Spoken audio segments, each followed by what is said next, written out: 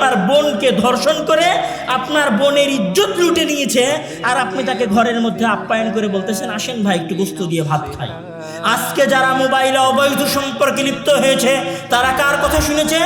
ইবলিসের কথা শুনেছে। আমরা যেখানে যারা যেই অংশে, দেশের যেই প্রান্তে, যেই ঘরের মধ্যে বসে থেকে মহান আল্লাহ তাআলার আদেশের লঙ্ঘন করছি, বাস্তবে আমরা মহান আল্লাহ তাআলার আদেশের লঙ্ঘন করছি বিষয়টা এরকম নয়, বরং আমরা সবাই ইবলিসের আনুগত্য করতেছি, ইবলিসের কথা শুনছি। ওই ইবলিসের কথা শুনছি যে ইবলিসকে আমার সেজদা না করার কারণে আল্লাহ তাড়িয়ে দিয়েছিল। আবার ওই ইবলিসের আনুগত্য করছি যে ইবলিস আমাকে সেজদা করে নাই, আমার বাপকে সেজদা করে নাই, তাই আল্লাহ তাআলা তাকে তাড়িয়ে দিয়েছিলেন।